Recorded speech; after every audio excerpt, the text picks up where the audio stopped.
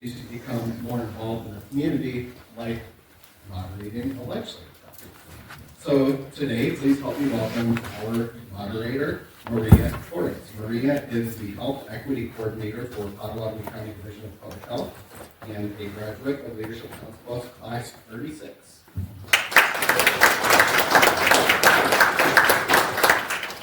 Thank you so much, everyone. And legislators, thank you for being here. So our format today includes just a round of introductions to the legislators. We'll go ahead and give them 2 minutes each to introduce themselves and the district that they represent, communities that they serve on, and any additional information that they would like to share. After introductions, we will move into the audience questions. And questions from the audience will be grouped by topic. And will be selected questions that best represents that topic. Our goal is to address a wide variety of topics, and the legislators will have each 2 minutes to respond.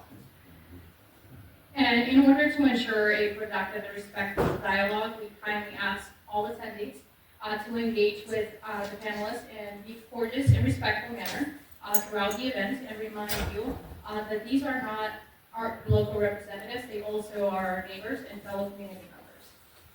So if you guys would like to go ahead and introduce yourselves.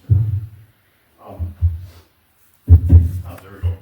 May I ask that we start with pledge of allegiance, please? We do that at opening up every legislative day, and I do that at all my other forums, so could we go ahead and do that?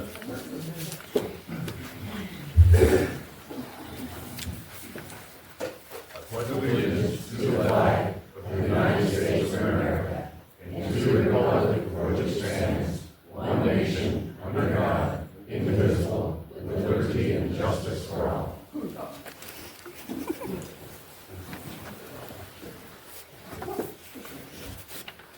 All right, these two gentlemen have asked me to go first.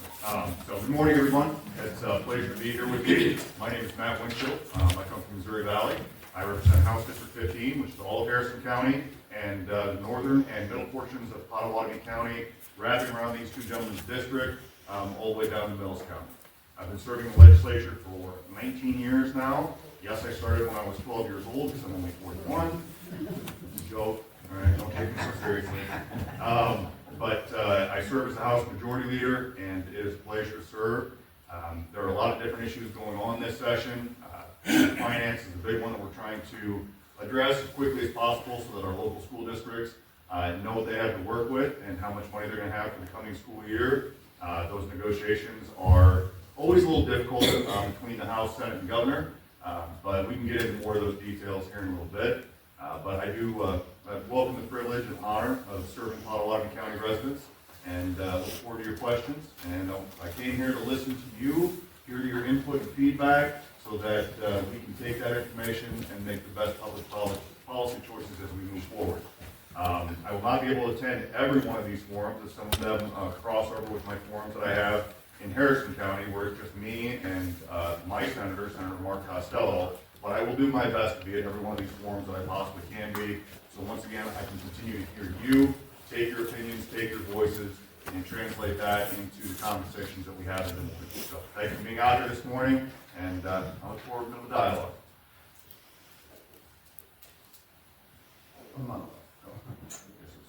There we go. Hello, everyone. First, I want to thank everyone for coming out. It's a really great turnout. Love to see the civic engagement. My name is Representative Josh Turek. I represent Council Bluffs and Carter Lake. He's half of Council Bluffs. Representative Siegrist represents the other half. This is now starting my second term, so just my third year in the legislature. I am a ranking member on Health and Human Services budget. I'm also on Health and Human Services policy. I'm on natural resources, Veterans Affairs, and it's a pleasure to be here with you all.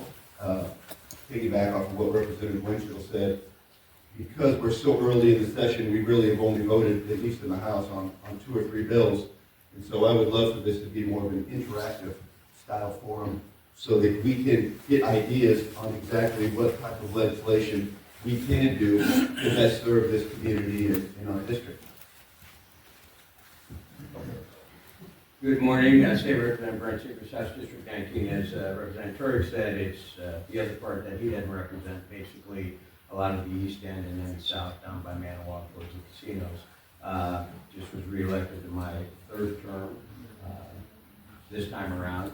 I would like to offer, seeing this first time we've been together for a year or so, offer my congratulations to Representative Turek, Representative Windschitl on their wins in November. They both do a great job representing Council Bluffs and Southwest Iowa. Even though we don't always agree on everything, and that includes Matt and I, even though we're the same party, they always have the best interest of this, the citizens in mind, and we have some differences, but always easy to work with. So I serve as chair of the House Administration Rules Committee. I serve on state government, which has a broad swath of issues that they take up, including things like the casino moratorium, election laws, and licensing, and a whole bunch of things. Serve on the Ways and Means Committee, which is a tax committee, which has been pretty busy. Serve on the Transportation Committee, and then also serve in the Education Appropriation Subcommittee, which funds community colleges, the Regents institutions, private colleges and universities, funds the Department of Education, Iowa PBS, and things of that nature. And then additionally, I serve as an assistant majority leader, so I stay relatively busy. We've had a little bit of debate.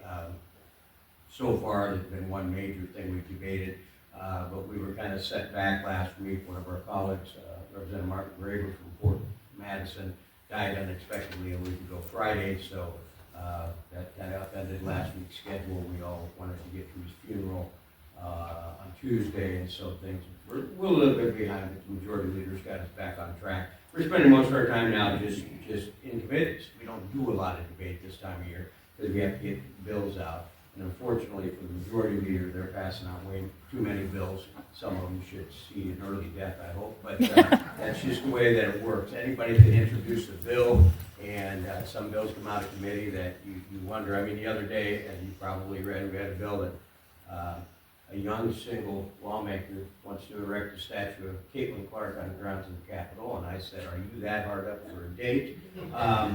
But that's not going to go anywhere. It didn't take any time, but then everybody looks at us like, what are you doing? Well, we introduce bills all the time, but it really doesn't take up any time. It's just some of those things. That's the way democracy works. So we had the casino moratorium, which we may talk about. The House passed it, the Senate refused to take it up. The Gaming Commission issued a license to Cedar Rapids on Thursday, so there's a bit of angst between the House and the Senate right now, as if there wasn't enough already. But some other bills that are moving through, I've served on a subcommittee for hands-free, that you'd have to have a hands-free system to be able to drive, which is probably the right thing to do. I'm going to floor manage the paid leave bill to grant 4 weeks of maternity leave to state employees, and just a variety of other issues. So I'm very busy with committees and subcommittees. Representative Windschitl is the majority leader. I've done that job. It's a hard job. He does a great job. Representative Turek is totally into the area of human services and all the issues that are there. He does a wonderful job with that. So we kind of, and I tend to do a little more on the education side. We kind of got a lot of the bases covered. Where's Dawson? He's on guard duty. All right, so we're go ahead and start with the questions.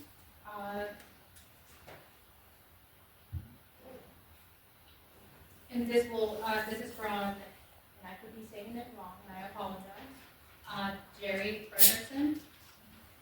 And it will be for local health. What specifically are you working on to benefit your district or community during this legislative session?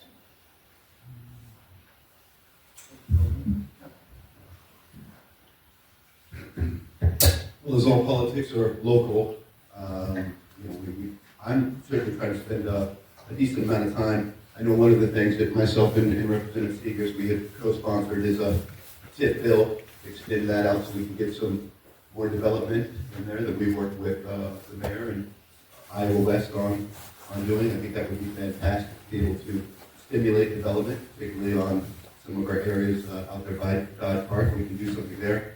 Another very local issue is right now we have a variance from state to state in terms of boat docks and boat hoists that as I represent Carter Lake, it ends up being a very unique situation where you have a difference from neighbor to neighbor, and that would be one. And then for the community, you know, as I'm on Health and Human Services, both budget policy, spending an awful lot of time trying to address bigger issues that would be outside the purview of just exclusively Council Bluffs and Carter Lake, doing things to make sure that we can get higher reimbursement rates on Medicaid, on dentistry in particular, so that we can get more poor kids and individuals that are disabled actually access to dentistry, because there's not a single dentist in all of our area that is taking Medicaid.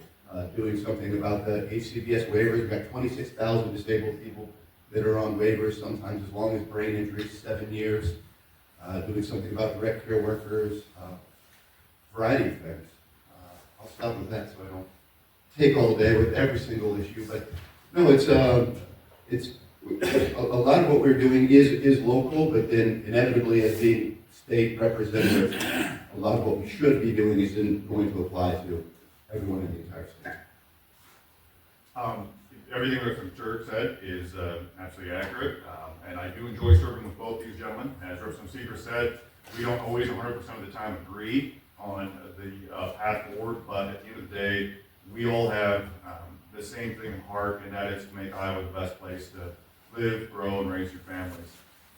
Some of the things that we're looking at this session, a lot of what we heard on the campaign trail from across the state was property tax relief. And it's a very complicated issue because it affects the local entities, your county board supervisors, your city councils, your mayors, but it also includes school finances.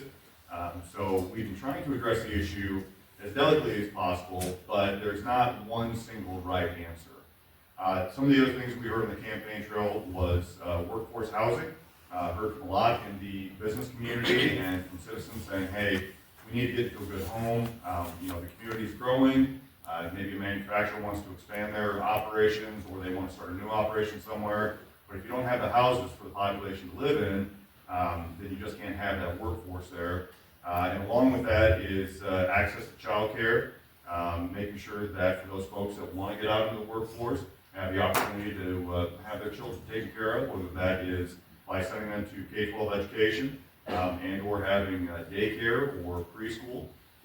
And so we're looking at all those issues. They're not easy fixes to any of these things, but we are looking at that. And then, as Representative Turek said, we hear a lot from the folks in the health community about the reimbursement rates, not just for dentistry, but for Medicare overall. We are going to have increases in Medicare, and that is a substantial portion of the budget. It comes in second next to K-12 education funding. And so we're trying to address those, but as the session progresses, we will continue to have those conversations, take the input and feedback, and try and do the best that we can. The other thing the Speaker and I like to point out, Speaker Grassley and I, is that with now 66 members, unfortunately, with the passing of Representative Graber, we still represent all 99 counties in Iowa within our caucus. We touch every county. And so we want to make sure that when we're looking at the funds that you give us through your tax dollars, where they're being distributed, whether it be in healthcare or Iowa Finance Authority, workforce housing, they're not just going to the major population centers in central Iowa or eastern Iowa. We want to make sure that it's getting back out into our rural communities and helping every corner of Iowa, because we represent every corner of Iowa. Thank you. Ditto to what's been said, Representative Turek referenced the bill that we have been working with the city and the county and various developers, having to do with greenfields legislation, which basically is going to make it easier for, if we can get it passed, to be able to build more housing in Council Bluffs. Very important issue. I have got an agreement from the Ways and Means Chair that he likes the bill and he signed on to it. So that is something that will benefit the local community greatly. Most everything we do kind of does come back to the local community. As Representative Turek also said, with dentists and pediatric dentistry and so on, there's also within the budget right now, I think, a $15 million increase for nursing homes, which is a really difficult issue across the state as well as here. And so a lot of those things come back right to Council Plus. Two more immediate things, and we'll get into this, I'm sure, with one of the questions, is school aid. And so the House will be moving a bill through committee on Monday that goes quite a bit above what the governor and the Senate have recommended. And I think that directly comes back to the city. I shared that with both Superintendent, Blue Central Superintendent Hazing and Superintendent Murillo, and while they would like more, they certainly like what we're trying to do much more, and will mean more resources coming into those two school districts. So that's one thing. And the other thing is I'm on the Education Appropriations Subcommittee, which funds community colleges, and working very, very hard to continue to increase. And we absolutely will go above what the governor has recommended there because it was not sufficient. And then one thing that probably won't pass, but I just bring it up, that could help some local students, is I've introduced a bill that would say that if you get a 35 or 36 on your ACT score, you get your full ride to any Regents institution, which kind of happens already. If you're that kid, you're probably going to get everything from the school. But in this age of where we want to play college athletes, which I'm okay with, well, not the way they're doing it, but I think that's legitimate. My bill would also say that you would get $5,000 a semester stipend to stay in Iowa and go to school here, just like we give athletes money. How about we give the best and smartest kids some money too? Which wouldn't be that much. There's not that many kids, but it's to make the point that well, I didn't mean that meanly. Not a lot of kids get a 36. I mean, Lord knows I wasn't close, but you know, it's just it's to make a point. Let's do our best to keep those kids in Iowa if we can. And $5,000 a semester might keep them there. So I'd like to see that bill move. I don't know that it would. It wouldn't have a big fiscal impact, but that could have an effect on the local community. Just real quick, I just want to clarify something, just because we are in a public forum, I want to make sure it's all correct. It's actually $25 million for the nursing homes, is what the initial number is in there, which is fantastic, and actually that's what they have asked for, which is really, really needed, because we have lost 31 nursing homes and skilled nursing facilities all across the state of Iowa over the last 5 years. So that is fantastic. I love that was in there. I also mentioned as well that I was very, very pleased that the governor, in her speech, she finally declared war on cancer, which is something that's very, very needed. I think some of you have heard me mention, this is something I've tried to bring a lot of attention to. Second highest rate of cancer out of any state, only state with a growing cancer rate. Unless you take Utah, which has such a low rate that it's really not increasing. $1 million we're going to appropriate towards that to try to find out exactly what's taking place. I would go to the University of Iowa to address pediatric cancer. I'd run the same bill that I ran last year, which would be to put $1 for every Iowan towards that, $3.2 million. But nonetheless, some great things. Now piggybacking off of nursing home, so Julie Ryan, the topic is nursing home abuse. We know that nursing homes oppose cameras that record because it would hold them accountable to provide quality care. Will you fight for residents' right to install a camera if they so choose? I'll take that. Yeah, absolutely. I sponsored a bill last year to, it is a huge need. It's not only for the elderly community, it's as well in the skilled nursing facilities. You have individuals with severe intellectual disabilities that don't even have the ability to speak out about any sort of abuse or neglect that's taking place. I have co-sponsored onto a member of the majority party, Representative Brooke Bowden, who has put a lot of time and energy into this. I've got another bill that I have also sponsored that attacks a slightly different way. No, I'm 100% in favor of that. I know that we've got, I believe, 17 other states now that have addressed this in some way, shape, or form. I think that what we arrived at last year, which ultimately we made it through committee with HHS, we didn't see it on the floor, but I think it's a good bill. I think that there's a way in there where we can protect the issues that the facilities have, their issues with. One of the major concerns is that we're going to drive up their insurance rates, and that we're going to continue to exacerbate the problem with workforce shortages.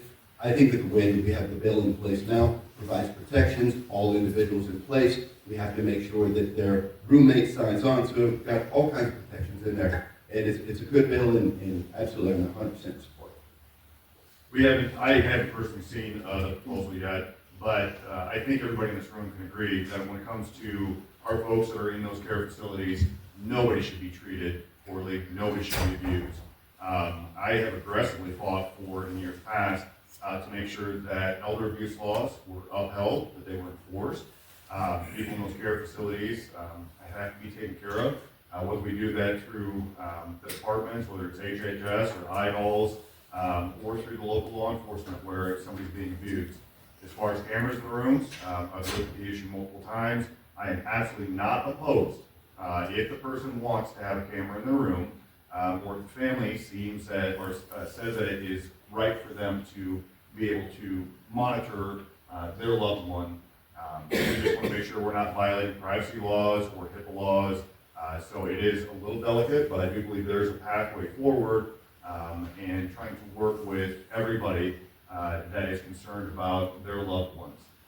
As Representative Turek said, Representative Bowden has a very keen interest in this. She's got a personal family member that is in a care facility. She has been, let's just say it this way without me going into too much of her privacy, her loved one has not always been well taken care of. And so, yes, we do need to address this to make sure our most vulnerable among us are not being abused, and if they are being taken care of, and given the courtesy and respect that they deserve. Yes. Perfect. Our next question comes from Laura Sherwin for the Cancer Gag Act, as SB 1051 shields pesticides companies from lawsuits. Do you support this bill? Why or why not? I don't think I do. But again, you hesitate. Mayor bought Monsanto knowing full well what the liability costs were. So that makes me not think we should do that. The other side of that issue, so I still want to listen to people because, gee, if we do that sometimes, is that, I can't say it, glyphosate is used extensively in the farm community, and there's some serious concerns about what that would mean to the farm economy and whether or not jobs would move out of state. And generally speaking, I don't believe we should shield them from liability when they bought the company, knowing full well those liabilities are out there. So I'm a wavering yes, just because I really want to look into it some more, but I have some significant concerns about providing and shielding a multinational company out of Germany when there is some evidence that it certainly has an effect on cancer. Now, having said all that, part of the bill, and this is what I need to get into, basically it's about the FDA has said you can only put so much on the label, and they're getting sued because they don't say some things on the label. And again, I've got to dig into this a little bit more. So I want to look at exactly what it would do. But in general, shielding a company from liability for something like that, no, I don't favor that. But I want to make sure we get the details down, similar to what you said about the nursing home campus. There's some details there we have to work out. But generally speaking, I'm not too fond of the bill. And it'll come through Ways and Means, so eventually I can't waffle, I'll have to vote. Just to give you a little bit of background, everything Representative Siegrist said is correct. What this boils down to, as he said, they bought the company, they manufactured glyphosate, one of the biggest plants done in Muscatine, Iowa. There have not been absolute conclusive studies that glyphosate cause cancer. And this issue has been around for a couple of years now, where people are bringing class action lawsuits against the company, and in certain states, they win an award, and in other states, when all the evidence is presented, they lose the cases. The problem is that as Representative Siegrist said, the FDA is the one that regulates what goes on the label. If the manufacturers were able to say, like, hey, cancer warning, glyphosate may cause cancer, just like when you buy, a pack of cigarettes or loose tobacco, or you buy alcohol, it's got those warnings on there. The company would willingly do that. They want to do that, but the FDA does not allow them to. And so you get these big law firms that are looking for a huge payout, trying to sue and win hundreds of millions of dollars. The problem with it is, when we're talking about glyphosate, we're talking about Roundup. And, I represent very rural parts of Iowa. I talked to my local farmers who have contacted me on this. Some of them have even had cancer, and they kind of laugh about it, and they're like, crap, we were slaughting Roundup on the fields all the time. If you don't have the products that you need to actually kill the weeds, help the crops, we could end up with soil degradation, water contamination, and the other thing is, if we shut it down in America, we're not going to stop using these different types of chemicals. They're going to come from ChemChina. ChemChina is the second leading manufacturer of these products, and so we could be getting our chemicals, getting these, these products from China. So it's not going to stop. So the question is, what is the correct path forward? Now, if someone is actually harmed and they have a legal case, yeah, absolutely. Everybody should be able to take that forward and get the adjudications they need and get the restorations they need. So it's a complex issue. I just want to make sure everybody understands that the company would put on the label what they should put on the label. The FDA won't allow them. If we shut it down in America, it's coming from China. And you can talk to your local farmers, who's going to stop using Roundup? If you stop using Roundup, guess what? You're going back to tilling every acre. You're not using no-till. You're not doing cover crops. What does that do to our water table? What does that do to our water quality? So I'm not saying for or against. All I'm saying is it is more complicated than what it seems on the surface. I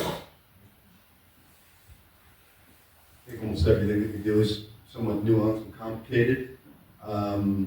This one in particular as well. I mean, you can see both sides of the issue. For me, this one's pretty clear. I am not for providing protections to large multinational corporations, particularly this one there, outside there. You are correct. There is no definitive information linking glyphosate to the cancer rates. However, this has kind of been a personal issue for me, and I've spent a lot of time going around and talking with, like, the University of Iowa and some of these other places. They will tell you that we're there seeing the largest amounts of cancer rates are from farmers. You can also go and look at just go and look at the cancer map. You can do this on your own after you leave here. You will see that the largest amounts of cancer rates are happening in the rural communities and actually following our waterways. I don't think we do enough in that arena either. So there's a reason why we are putting this bill together, and that is because they can see the handwriting on the wall. They know what's coming. They know that ultimately there's going to be enough of a link that they're going to be held liable, just like the smoking industry has been, just like the opioid industry has been, and they're trying to protect themselves in advance, preemptively, to avoid these large settlements. But I am not for protecting any sort of organization that either knowingly or possibly even unknowingly we're giving people cancer. That's how I feel on it.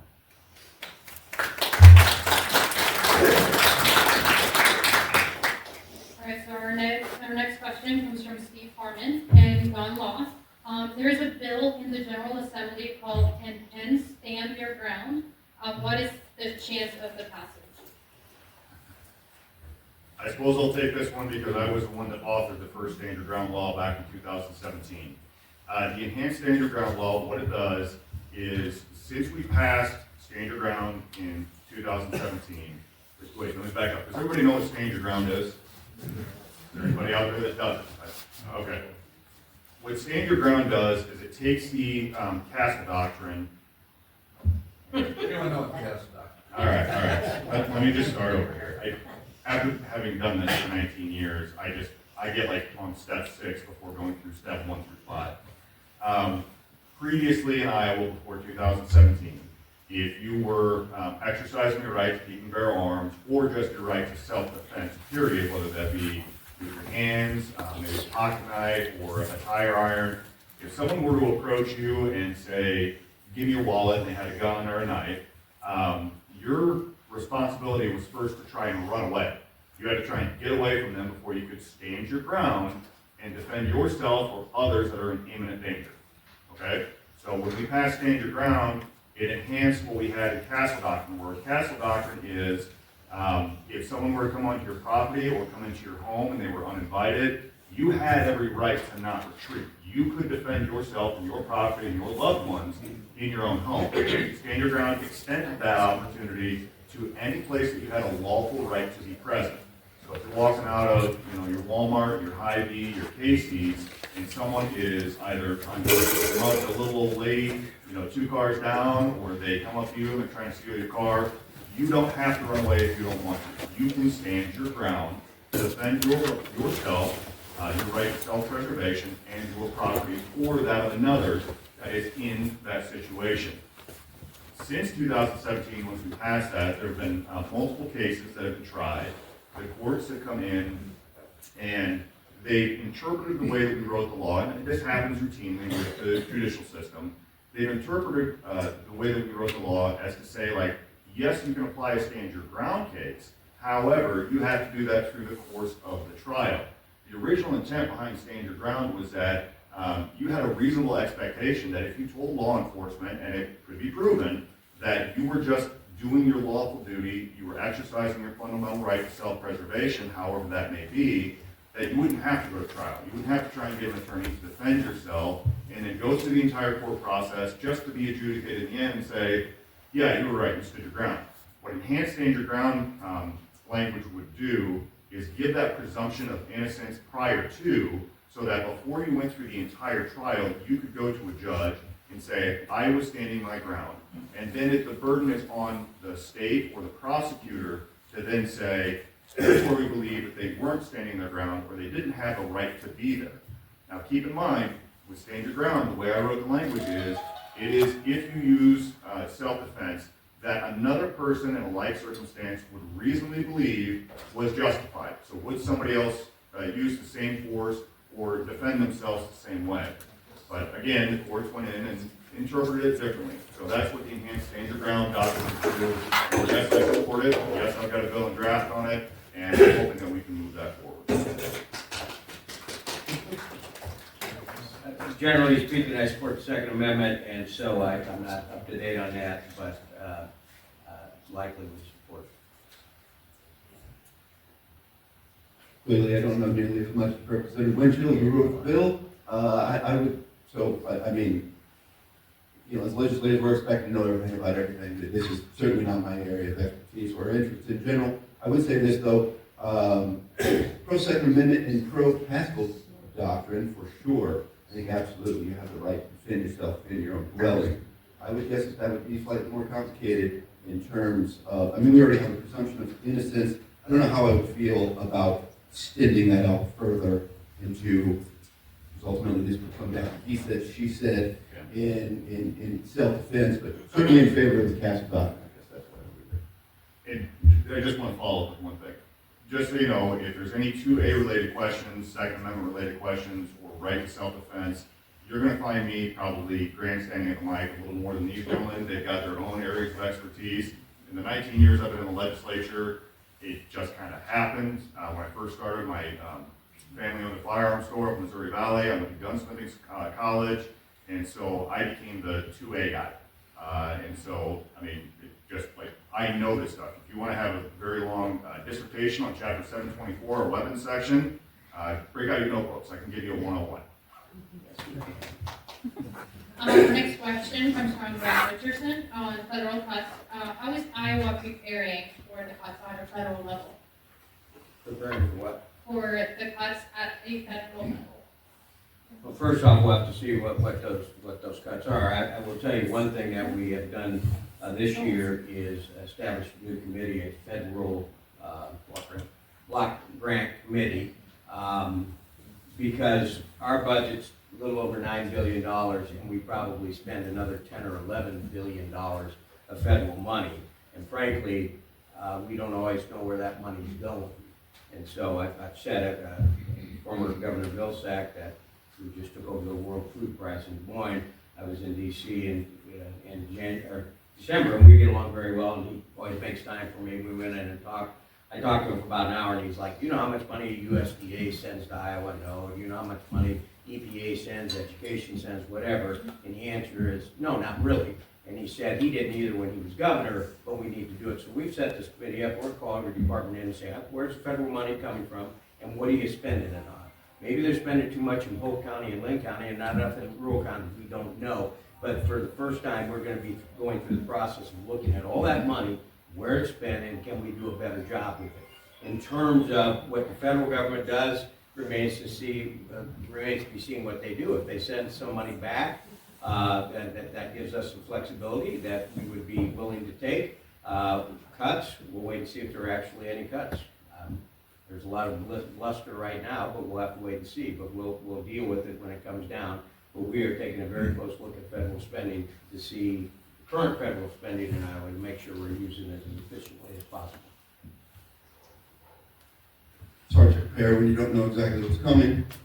There's that aspect. I am very, very pleased that we're putting together the federal funds committee. One of the, I think, frustrations for me in my short time doing this, not nearly as long as these gentlemen, has been that I don't think in Iowa we've always done the very best job of collecting the amount of federal funding that was out there in all of the areas and using it effectively. I think that's going to be even more important now with what we're seeing with Doge and all this. I know that it's been a bit of a bumpy ride already. I was ended up emailed by several nonprofit organizations, terrified of what they should do. They're going to hire people. What are they going to do for the funding? I know that what they're talking about with the NIH funding, that can have some seriously profound impacts on our universities. The most recent number I heard was possibly $170 million up to for the University of Iowa and Iowa State for cancer research and funding like that, things that I deeply care about.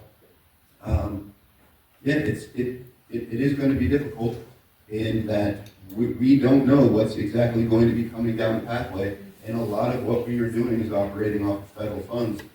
But I do like the idea that now we have this federal fund committee to whatever federal funds are out there that we can use, we can collect, and we can allocate. And I hope with everything that we do, we keep that in mind. And like with the governor's reorganization bill, moving places around, I think we always need to be cognizant of when we're moving places, of where these places are in their departments federally to maximize federal dollars. Well, as the results of the November election came about, the speaker and I started having conversations about what the next administration would look like. Now, granted, there are so many things that we just don't know that's going to happen in the next 4 years.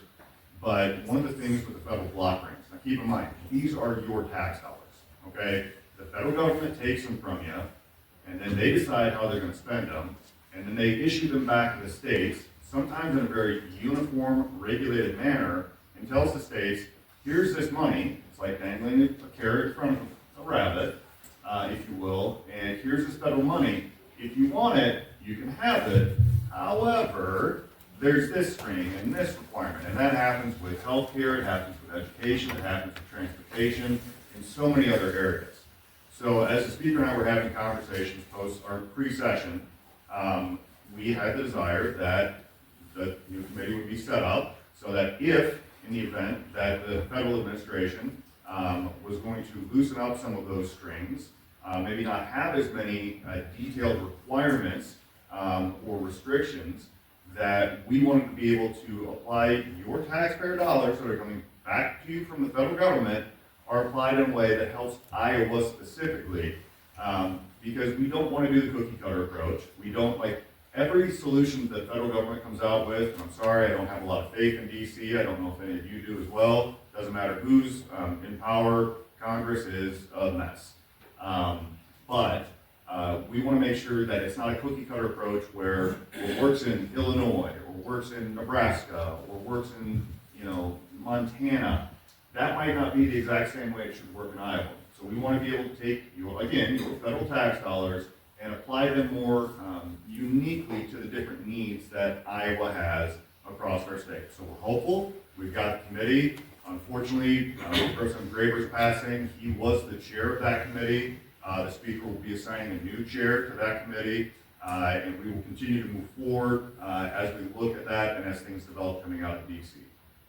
A brief rant here. I understand the consternation about a lot of this, and I don't want to get bogged down in those details because it's a federal issue, but like U.S. aid, it looked like they took a machete where a scalpel would be better, because there are things there that can be improved. I think we all agree with that. And my daughter is currently in Guatemala serving U.S. Peace Corps, and she called and said, my funding going to get cut, and I don't think that it will. But I mean, I understand the frustration, the anger, but Wednesday at the Capitol, it was a day of protest across the nation, and everybody's marching, trying to get to the Department of Education and Washington D.C. There's a group of people at the Capitol. They're free to protest on the first floor, whatever. And we had kids running around the Capitol, and they're chanting "F Kim Reynolds." We got kids in there, And that's what they're chanting. They're carrying signs, F, ICE, and things like that. I'm just telling you, that doesn't help. That defeats what you're trying to do. Protest all you want, but 3 of them were arrested because there was a group that was scheduled to have an assembly in the Capitol Rotunda, and they were trying to go after them. So they had to arrest them in the Capitol because they were being idiots.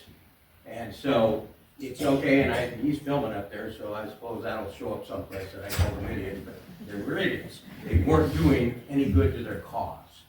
And so it's great to protest, and we let them protest, we let them in, but we had to have like 30 state troopers there just to maintain order because they were mad, and that's great, but you can do it in a more civil way, and that's the end of my rant. When you're chanting obscenities, when you got high school kids around, you get.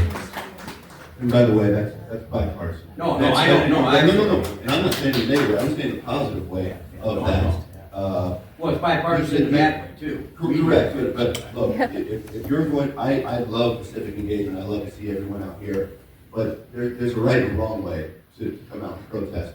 Showing up and very peacefully and respectfully making your position known, I think that goes a long way, and that actually helps the cause. But for the reverse, it does not. I just want to piggyback off really quick off of this. The federal block grants, those are one size fits all regardless of what your state is, as long as you're in the federal. But these cuts that theoretically could be coming do have very real world implications.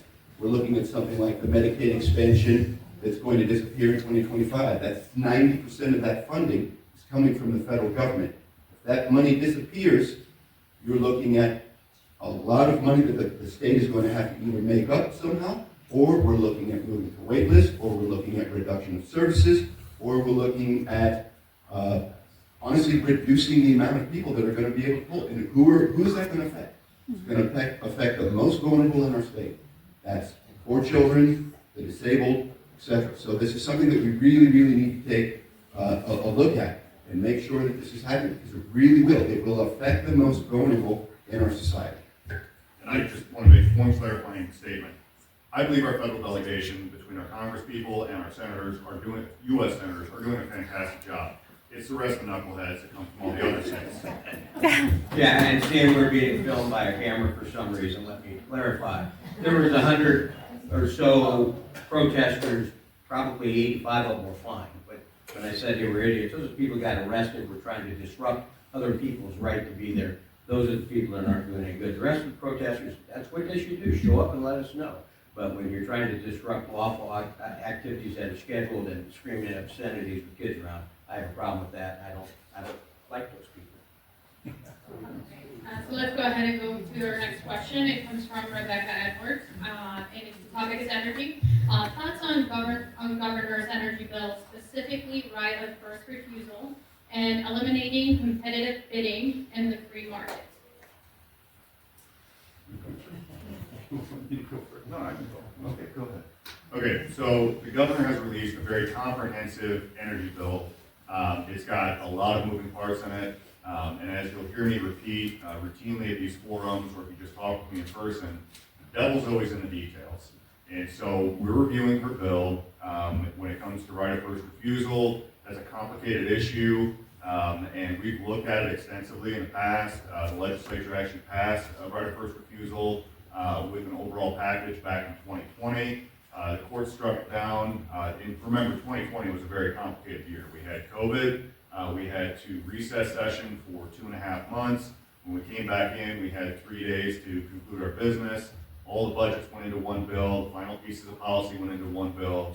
And ROFR was part of that final huge package. I didn't love the way it worked out, but with COVID happening, we needed to get people out of the building. We had members on both sides that were at high risk of contracting COVID. They had underlying health conditions. We couldn't have everybody in the building for a great length of time, so that's why it had to happen that way. But the court subsequently after that came in and took that provision of the bill and said that we shouldn't have put it together, and there's more details behind that. But when it comes to that issue, we're looking at it, but there's a lot of other components of the governor's bill. One of the things that I'm hearing a lot about from our rural electric cooperatives is the service territories and how those are being applied. because if you've got the RECs servicing a certain area, the bigs like Mid-Am and Alliant can't come into those territories.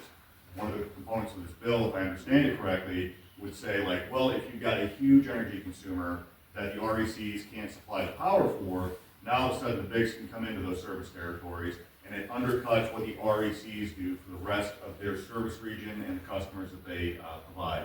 There's many other components to the bill. We've got some really good people sitting down, taking it apart, looking at it, and we've been talking about energy security and sufficiency for years now, but we do know that there are a lot of things that we have to address. So we've got people in the House that are looking at that and trying to make the best decisions so that you, as the ratepayer, are getting the services that you need at the cost that they need to be at, and not have high energy bills and spikes or blackouts, things like that, as we move forward through 2025 and beyond. It's a big bill, energy omnibus to say the least. There's some components in there that I certainly am interested in, and I think it would be good, particularly maybe looking at doing more in nuclear power, which, you know, I've spent a lot of time over in Europe, and particularly in France, and I think that could be very, very positive for us. Iowa already has the second highest rates of renewable energy through our wind power, etc.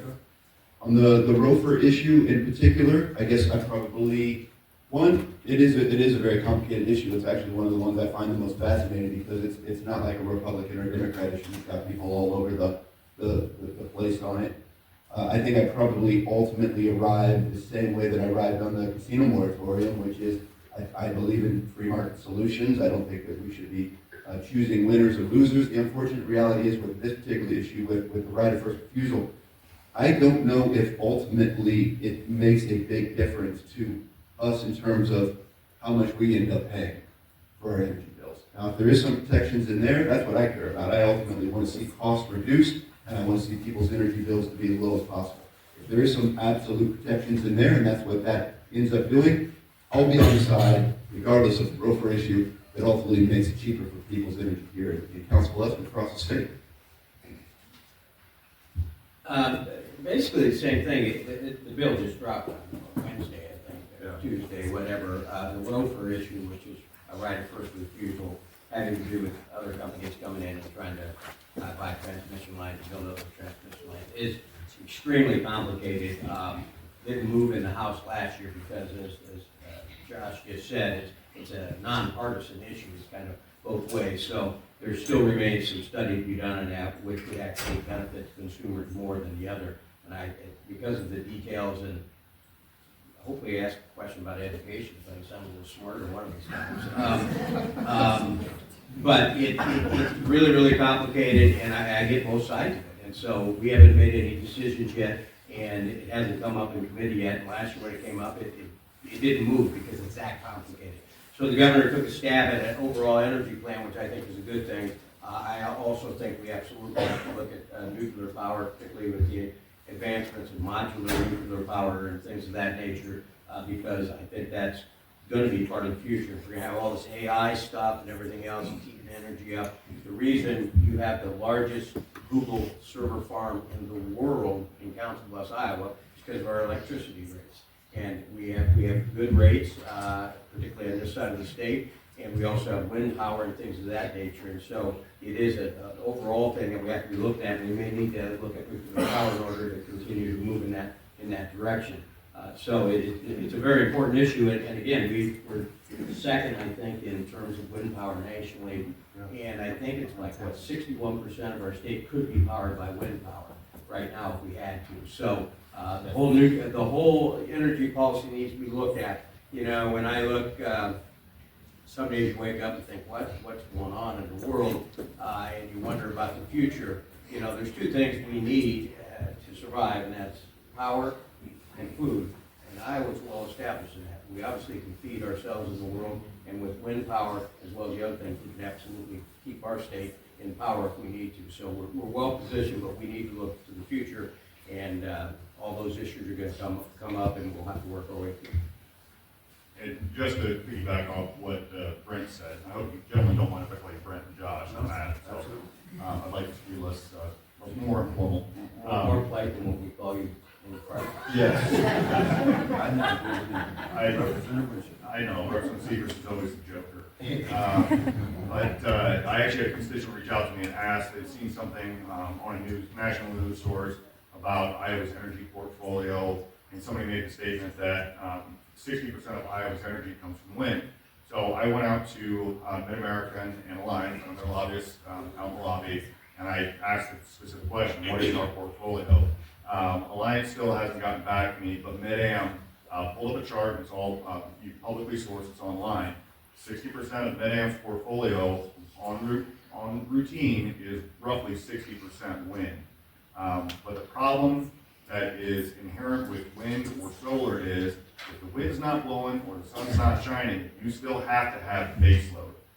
You're gonna have to have the natural gas, you're gonna have to have the coal, and yes, we do need to be looking at sustainable, renewable nuclear. We've had plants in Iowa before, they're looking at redoing Duane Arnold over in eastern Iowa, maybe retooling that and getting that back online. But as Representative Siegrist said, talking about Google, and I've been down to that plant multiple times now, like those energy servers, or those servers that are energy consumers, they chew up so much energy, but everybody needs it. Everybody wants it. Everybody's got a smartphone. Everybody wants their Google Maps or, Apple Maps or whatever. We have to keep those things powered and move forward, especially with the advent of technology just growing day by day by day. All right, so I know that this was mentioned a little bit, but during cruise, the topic is regarding casinos. Has some concerns about the casino moratorium. Could you tell us more about that? Yeah, I mean, basically what happened is, we have I can't remember now, 21, 27 casinos, what have you. How many? 23, okay. And 3 have been Council Bluffs. There had been a moratorium in place that just said we have a saturation level, and so the Racing and Gaming Commission should not authorize any more casinos. Cedar Rapids, Lynn County has wanted one for a while. They voted down a casino. The community has to vote to allow a casino in before you get a license, which Council Bluffs did many years ago. They had voted it down a couple times in the early 2000s, and as a result, a couple other casinos sprang up around them. One was in Waterloo, the Alice Free, and one was in Riverside, south of Iowa City. And so the Cedar Rapids group was making a very big push. Some people, depending on what side of the issue you're on, wanted to tell the Racing and Gaming Commission there should be a moratorium, because if you open those two, if you open one in Cedar Rapids, it'll cannibalize the other two and they'll lose funding. Take that for what it's worth. We're seeing that with Omaha right now, and not having as many people come over from Omaha to our casino. So anyway, the House last week passed a casino moratorium that said the Racing and Gaming Commission couldn't offer issue a license for 5 years. Passed the House 69 to 31. Nonpartisan gambling issues are nonpartisan, and I voted for that because that I think was the right thing to do. Even though I don't have a problem if Cedar Rapids gets a casino, I just think that the moratorium, by and large, we have enough gambling in the state of Iowa right now. Went over to the Senate where they were supposed to take it up, and they didn't even bring it out of committee, so it died. And on Thursday, the Racing and Gaming Commission voted 4-1 to allow Cedar Rapids to have a casino. So that's the way it works. We wanted to tell the Racing and Gaming Commission, which is our prerogative as a legislature, what they should do. It didn't pass in the Senate, so they did what they wanted to do, and right now it would appear as Cedar Rapids will get a casino. So during this discussion on the casino moratorium, we had passed a bill late last year to establish a moratorium before the end of session. The Senate was, again, supposed to take it up last year. It didn't. The inherent problem that we have, and some of the arguments that are laid out, and I know you're on the other side of this, but... Oh, but I'm not married. Okay. And look, anytime we disagree, any one of us, it's not disrespectful, it's just how we work. And I respect working with Josh and Brent on a variety of issues. But some of the arguments that got laid out was, well, you have the Racing and Gaming Commission for a reason, let them do their job. I don't disrespect that, I don't disagree with that. However, we as the legislature establish these boards, these commissions. We write the rules for them all the time. And so it is in our prerogative, as Brent said, to change some of those rules. Now, let's get into the weeds on this just a little bit, and I'll try and keep it short. When you have a saturation of casinos, 23 throughout the state of Iowa, when you build a new one, you're not drawing business from out of state.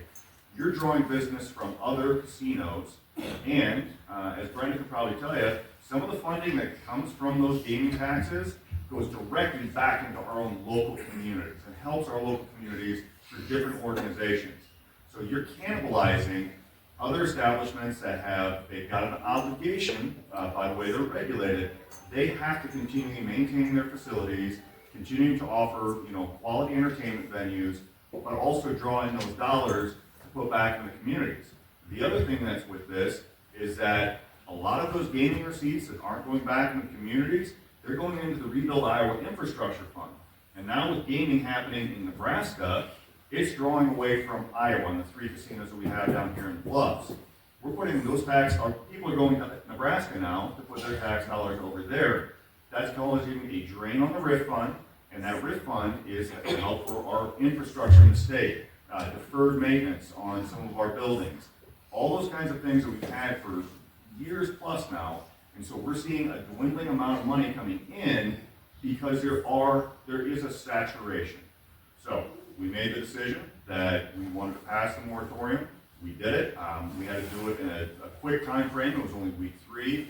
But the reason we had to do it quickly was because the Racing and Gaming Commission was set, as Brent said, to meet on Thursday, which they did, and now they've approved the license. That casino's supposed to come online, I think, in 26, New Year's Eve in 26.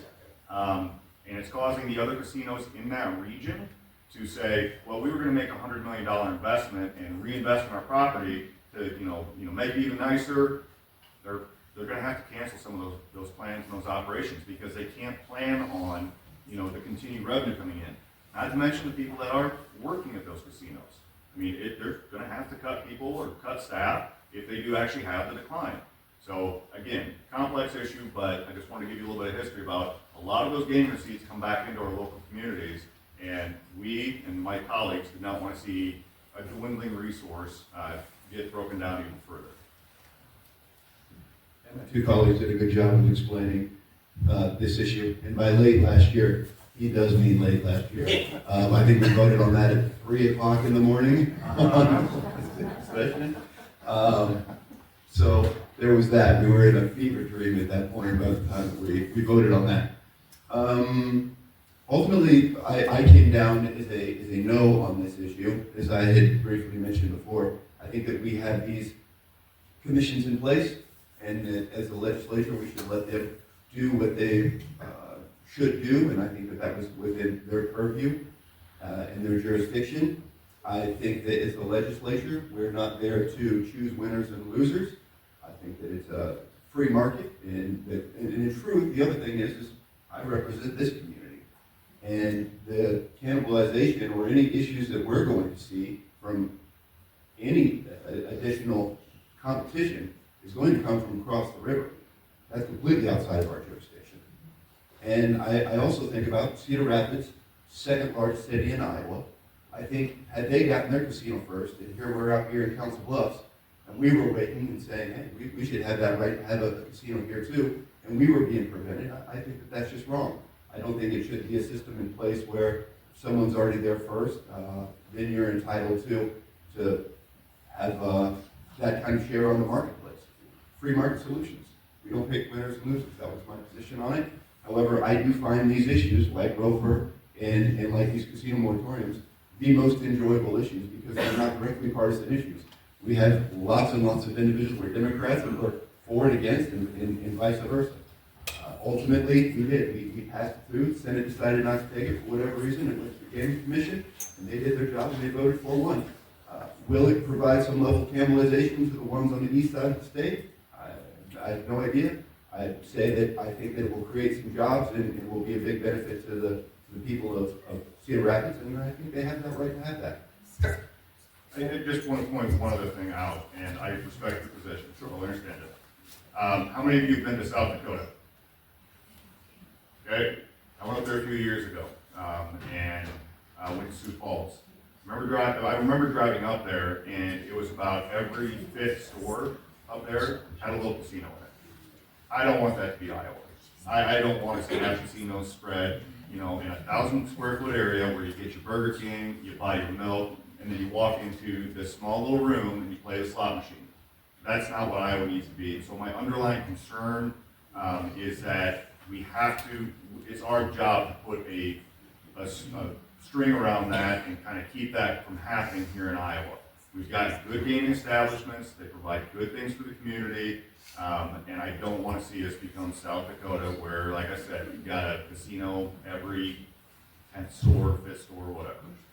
One side note, it is wrong in my mind that Council Bluffs doesn't have a representative on the State Racing and Gaming Commission. We're attempting to coalesce around an individual because there'll be a vacancy, and we will lobby the governor very, very hard, although I'm far from her favorite person. We will lobby the governor very, very hard. When you have the biggest amount of gambling revenue to the state coming out of my district, actually, I think in my district, not to have somebody on the Racing Game Commission, I think is a mistake, and we're going to try to rectify that. We've had somebody on there, Carl Heinrich was on there for a long time, and so we're working, community leaders have some names, and then we're going to work to make sure that we get somebody appointed to the commission. I think that protects our interests here. My last point, just let it be known, Representative Matt Windschitl is in favor of government regulation.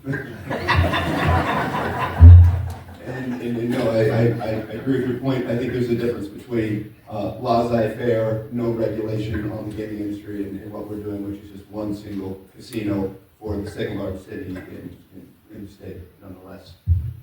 All right, so we're going to go ahead and do a last question, and we'll bring it to schools. This is from Dirk Waller.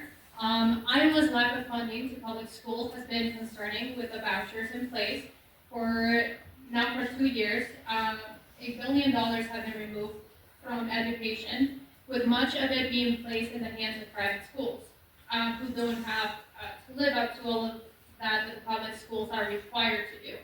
Now, added getting an executive order expected when the National Department of Education that helps subside this state education, especially in education. What plans, bills, or even ideas do you have to support public school education, specifically special education students who will most likely not be admitted to private schools? Okay, let me think my way through that. First off, when I mentioned I wasn't the governor's favorite person, that's because I oppose the educational savings accounts for a variety of reasons. That's water under the bridge. It's done, it's water under the bridge, so I don't fixate on that anymore. And for some people, that's worked out very well. My concern was the amount of money.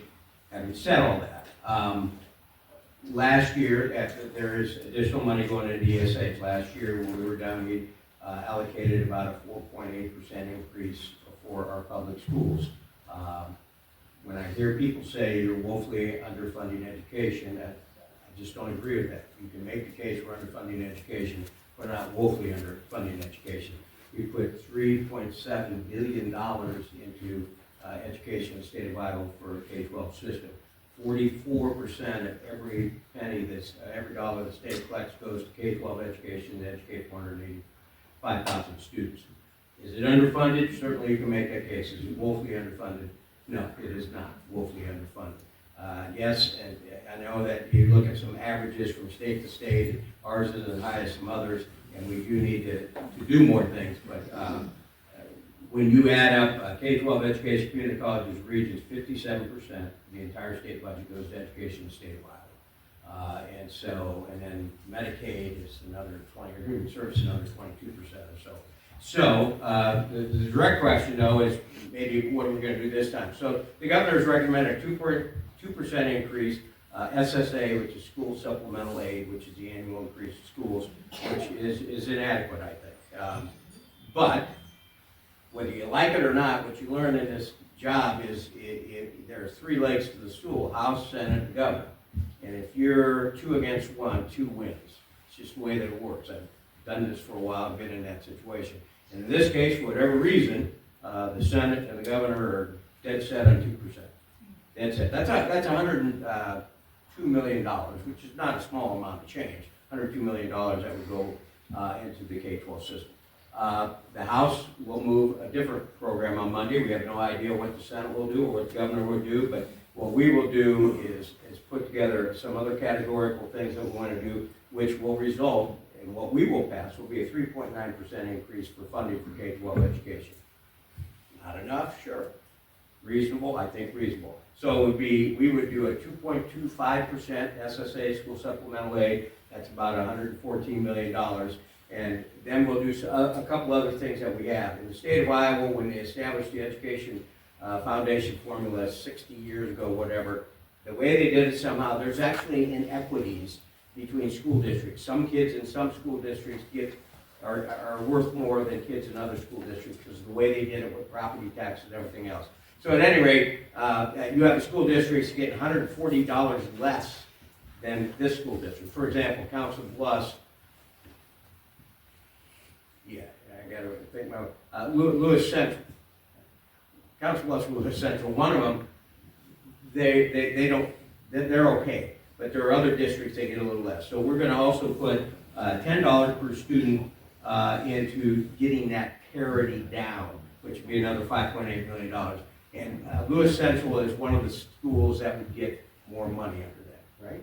Yeah. They get $10 for each kid. So we put that in there. Transportation is a huge issue. We put more money into helping schools fund transportation, because we fund transportation, then they have more money to put in the classroom. Operational sharing, which is more for the rural schools. And then we would do a one-time 0.6% inflation factor, if you will, and we would give schools an additional $22.5 million to help with inflation or other costs, insurance premiums and things like that going up. You add it all up and we would do an increase of $149 million to K-12 schools. That would equal, if you put it all into SSA, it'd be about 3.9% increase.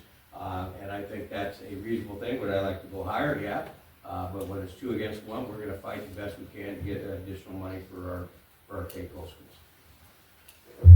Single greatest indicator of future success in life is access to quality education. Yes. Most of us in here know that Iowa was a point of personal pride for all of us Iowans. We were #1 in public education. Now, depending on whatever metric you're using, we've slid down certainly to the middle of the pack, maybe number 26, 25, somewhere there. Currently, right now in Iowa, we spend about $1,200 less than the national average for funding per pupil. Certainly not just directly a funding issue, it's complicated, it's a nuanced issue, but funding certainly is a large component. You guys have probably heard me say before, I was against the ESA program. I believe that public dollars belong in public schools. We're currently seeing,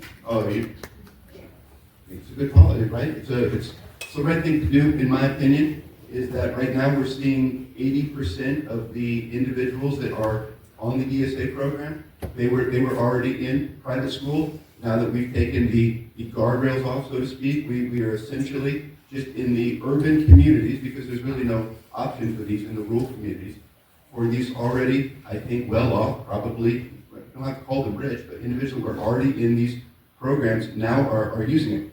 Maybe the thing that's the most egregious to me is the lack of discrimination policy in place.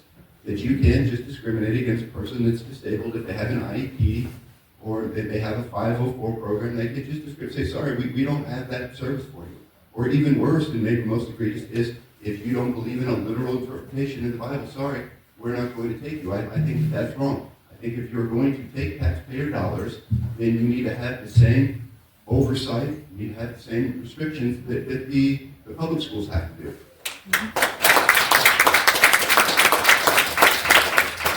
I've sponsored a bill to repeal vouchers. I have no doubt that it's not going to go anywhere this year. However, at the very least, what I hope that we do is we at least take a look at putting some restrictions or guardrails in place, again, on the discrimination policies. We're at least limiting it to the individuals that need it, and not just for taxpayers in the state of Iowa paying for arguably the richest people in the state to send their kids to private school.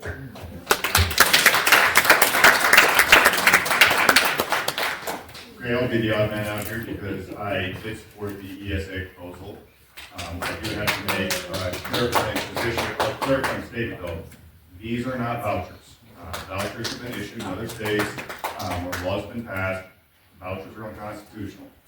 The way the ESA program works is that if a parent or student decides they want to try an accredited by the state of Iowa, non-public school, then they can go and apply for the ESA program, and then it's administered through the Department of Education. The families, the student, they don't get a voucher, they don't get a check. It is all administered through the Department of Education. They can use it for tuition first, and if there are other expenses, textbooks, or school materials that need to be bought, that there's a remainder in that account, they can use it for those specified things. Nobody's getting a check in the mail. Nobody is putting money in their own personal savings account or bank account. It is all about the students, and making sure those students have the best opportunity at education, whether that be in K-12 education, public schools, or whether that be in an accredited non-public school. So, when it comes to education funding, after having done this for 19 years now, Republicans always get accused of cutting education funding or underfunding. Since we've been in the majority as House Republicans from 2011 moving forward, we have not cut a single dollar from K-12 education. We have continually invested more into our public schools. The last time there was a cut, it was when, and no offense to the other party, it was when Democrats were in control. And they made promises that they couldn't keep. They said they were going to provide a certain amount of SSA, or at that time it was allowable growth. And in 2010, because they overspent, and they were not very fiscally prudent and wise stewards of your taxpayer dollars, Governor Culver had to do a 1% cut. And then, later on in the year, he had to do a 10% across-the-board cut. That was the last time education funding was actually cut in this state. It wasn't under my party's control. But since that time, we have continually added more dollars to K-12 education. We recognize the value that it provides. We recognize the hard work that our teachers, administrators, superintendents are putting in to help the next generation. We're trying to reward that. Last year, we passed the largest teacher pay increase in Iowa history. We're going to continue to fight for that. We're still trying to find more dollars to put into those programs for not just the beginning teachers or the veteran teachers, but also the para-educators that play a vital role. So yes, as Representative Siegrist said, the governor and the Senate have come out with a 2% proposal. As a House Republican leader, I'll tell you right now, I find that to be inadequate. But, as Representative Siegrist said, when it comes to the negotiations and the tactics back and forth, I know everybody thinks when you got a Republican trifecta, you're all singing Kumbaya and holding hands. That ain't happening, folks. It doesn't happen on any given issue. House Republicans have released our proposal at 2.25. I'd like to see it a little bit higher, but Representative Siegrist did a very good job detailing some of the other components of that. We're going to be passing that bill out of committee on Monday. I hope, if things go well, that we can potentially get that passed through the House on Thursday or early the following week so we can get it over to the Senate and tell them that we mean business. Tell them that we expect them to negotiate up for our K-12 educators, for our students, not negotiate down. It's as simple as that. We are adding more money into K-12 education. As Brent said, over half of all your taxpayer dollars that you pay in income taxes and other taxes that go to the state go to education in the state of Iowa. Over half of our $9+ billion budget goes into education in this state. And I'm not opposed to that. I think that's a good thing. But that it demonstrates our commitment to education, the next generation, and the teachers and everybody else in those school systems that are just trying to give our kids the best start they can.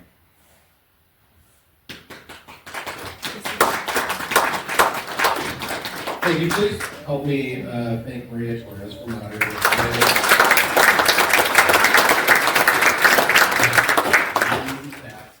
And also, once again, thank you to Representative Siegrist, Windschitl, Turek for being here. Thank you. Maybe I was asking for, just to clarify,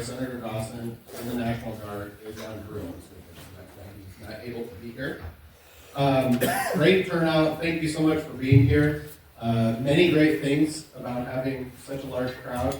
A couple of not so great things. We ran out of chairs, and we ran out of time for all of your questions. So we will have another legislative coffee on February 22nd, which will be the last coffee before the first funnel deadline, which is March 7th, correct?